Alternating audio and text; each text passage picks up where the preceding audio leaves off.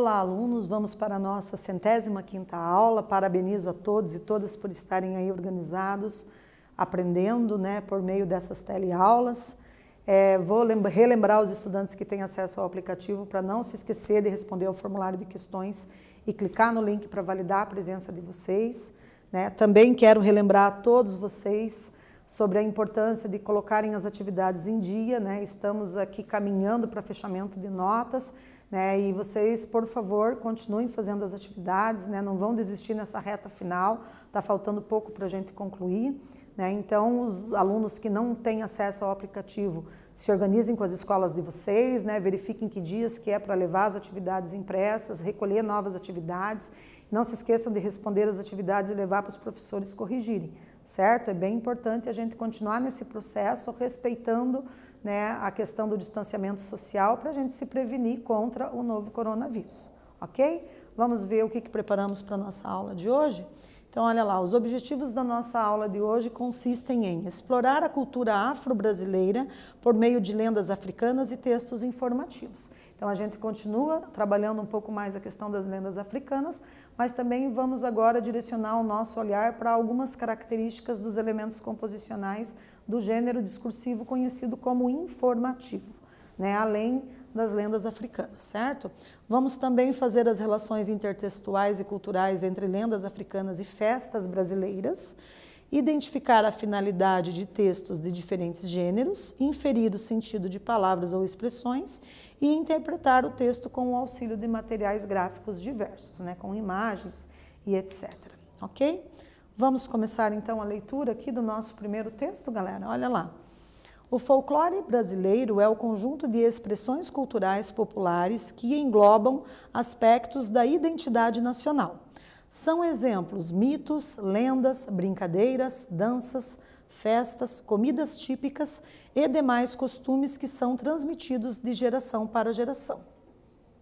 Observem bem essa imagem, né? Os elementos do folclore brasileiro que a gente tem ali ilustrados. Continuando. Os principais personagens do folclore brasileiro são Iara, Saci Pererê, Mula Sem Cabeça, Negrinho do Pastoreio, Cuca, Boitatá, Curupira, Lobisomem, Boto, Vitória Régia, Caipora, Cobra Grande, Comadre Fuzilona, Corpo Seco e Erva Mate. Iara. A lenda da Iara, ou ainda da Mãe d'Água, tem origem no povo tupi. Iara, que significa Senhora das Águas, era uma bela índia que despertava a inveja de muita gente, incluindo seus irmãos. Para resolver o problema, eles o atraem para a floresta e resolvem matar a própria irmã. No fim, Iara mata os irmãos e, como forma de punição, foi lançada no encontro entre os rios Negro e Solimões. Desde então, tornou-se uma sereia de beleza inigualável, que atrai os pescadores que navegam pelas águas através de seu canto, com o objetivo de matá-los. É descrita como uma sereia de cabelos negros e compridos, dona de uma voz hipnotizante. Seu som agradável é o que atrai os homens desavisados. E agora, pessoal, a gente tem aqui um texto literário, um texto ficcional, né? Se a gente for procurar a verossimilhança, né, ou a semelhança com a verdade dos fatos narrados nessa lenda, né, a gente vai perceber o quê? Provavelmente a existência dos rios que são mencionados ali, né, Rio Negro e Solimões. Agora, nos demais aspectos do enredo, né, os demais acontecimentos que constituem essa narrativa, essa lenda, a gente percebe que muito provavelmente não são coisas que aconteceram de fato, né? Então, isso daqui não é uma notícia, não é um texto do gênero notícia que traz os fatos que realmente aconteceram, né? A gente tem uma lenda, né, que tem essa característica de pertencer ao nosso folclore, né, que são narrativas orais que foram passadas de geração para geração por meio da oralidade, né? As histórias que eram contadas nas rodas de conversas pelos tataravós, pelos bisavós e pelos avós e pelos filhos, e que vão sendo passadas por meio da fala, né, dessas narrativas orais. E em algum momento alguém resolveu sistematizar, escrever, né, essas lendas, e aqui a gente tem, né, essa possibilidade de reflexão sobre lendas e mitos que constituem ali a cultura, né, dos povos. No exercício 1, eu vou pedir para vocês responderem o seguinte, que fragmento desse texto apresenta a descrição física da sereia. Então, observem que aqui, embora seja uma lenda, né, um texto discursivo literário, mas dentro desse texto a gente pode ter outros gêneros do discurso, né? E nesse momento eu vou pedir para vocês tentarem localizar um texto que pode ser em uma ou duas frases que constituiria um texto descritivo, porque a gente só tem a descrição dos aspectos da personagem, né? Nesse caso, a descrição física da sereia, ok? Um tempo para a gente começar aquecendo então a aula de hoje com esse primeiro exercício.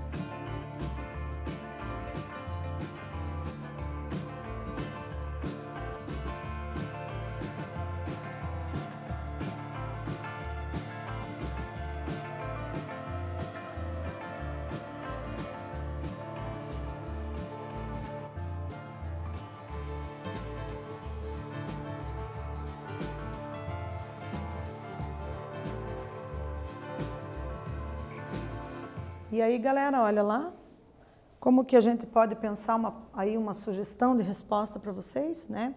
Então, o fragmento que apresenta a descrição física da sereia, né? Então, ela é descrita como uma sereia de cabelos negros e compridos, dona de uma voz hipnotizante. Seu som agradável é o que atrai os homens desavisados. Percebam o excesso de adjetivos que a gente tem aqui, né, para fazer a descrição, né, das características físicas da sereia. Então, ela é dona de uma beleza inigualável, quer dizer que é uma beleza sem igual, né? Observem ali que essa palavra inigualável, ela é oriunda da palavra igual, só que foi acrescido ali o prefixo in, né, e o sufixo vel ali, formando inigualável, né? Tem outro sufixo ali no meio para poder dar conta de constituir essa palavra. Quando a gente tem uma palavra que é constituída por prefixo e sufixo juntamente ali para compor uma outra palavra, o que a gente tem? A gente tem uma derivação parasintética, lembram-se disso? né? Então, só por curiosidade, para a gente retomar ali quando a gente estudou a questão da derivação das palavras, né? Então, temos na palavra inigualável uma derivação parassintética para compor um adjetivo, né? Um adjetivo se referindo ali à beleza, certo? Muito bem. Vamos para o exercício 2 agora. Que passagem desse texto explica como se cultiva um hábito cultural? O folclore brasileiro é o conjunto de expressões culturais populares que englobam aspectos da identidade nacional. São exemplos mitos, lendas, brincadeiras, danças, festas, comidas típicas e demais costumes que são transmitidos de geração para geração. Alternativa A. A passagem do texto que explica como se cultiva um hábito cultural poderia estar na frase o folclore brasileiro é o conjunto de expressões? Ou, letra B, englobam aspectos da identidade nacional? Ou, letra C, comidas típicas e demais costumes? Ou, letra D, são transmitidos de geração para geração. Certo? Então, um tempo aí para vocês pensarem em assinalar uma das alternativas.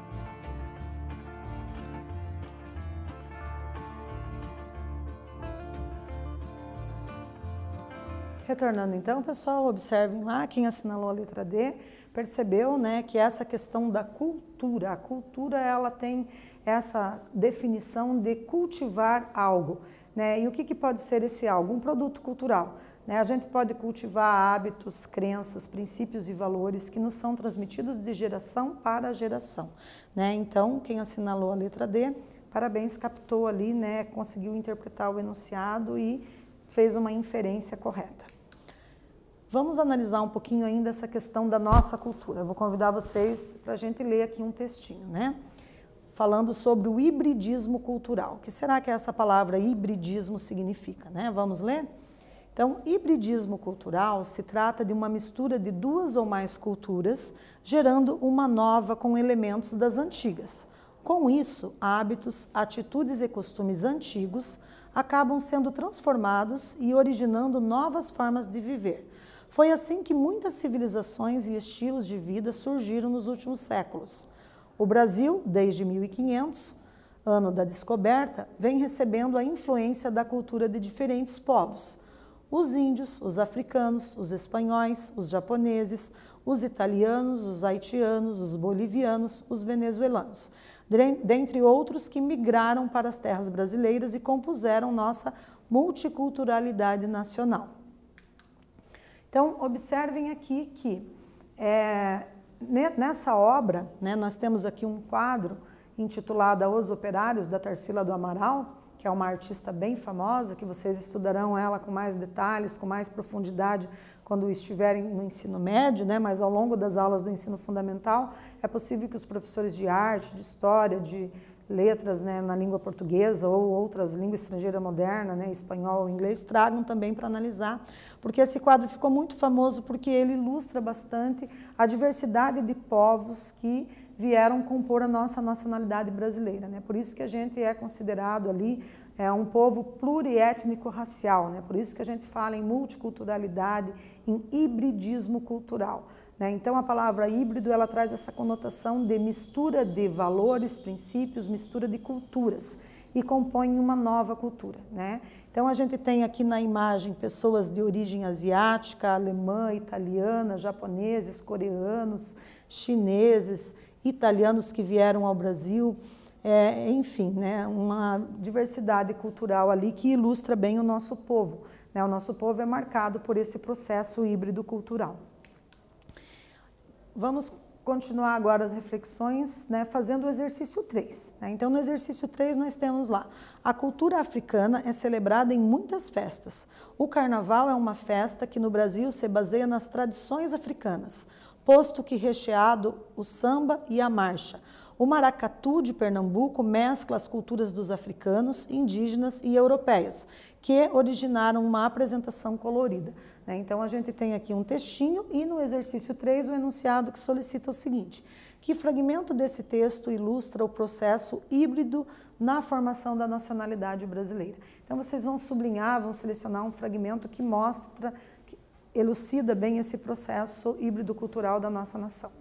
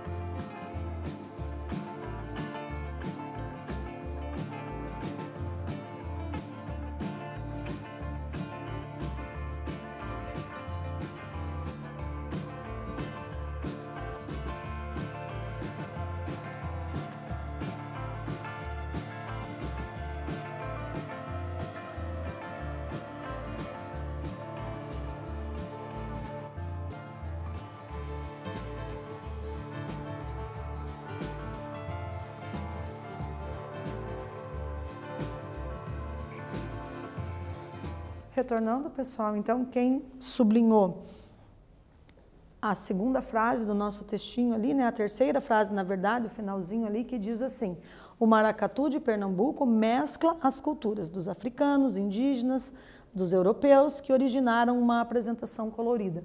Né? Então, nós temos aqui 3 povos sendo mencionados, né? E revelando como que se deu esse processo híbrido na formação da nossa nacionalidade. Parabéns para quem conseguiu perceber isso e sublinhou essa última frase ali do nosso texto, ok? E agora, o nosso quarto exercício pede o seguinte: a diversidade africana refletiu na nossa música, comida e religião. As principais etnias africanas trazidas para o Brasil foram os bantus, nagôs e gegês. Eles foram responsáveis por difundirem o candomblé, que é uma espécie de religião baseada no culto aos orixás. No campo da religião, a Umbanda também é uma herança. Exercício 4. De acordo com o texto, que povos difundiram o candomblé? Alternativa A, os orixás. B, os povos que cultuavam o candomblé. C, os religiosos. D, os bantus, nagôs e gegês. Um tempo para vocês assinalarem a mais essa questão, né? Percebam ali que o texto é um texto informativo e que traz essas informações, ok? Então marquem uma alternativa.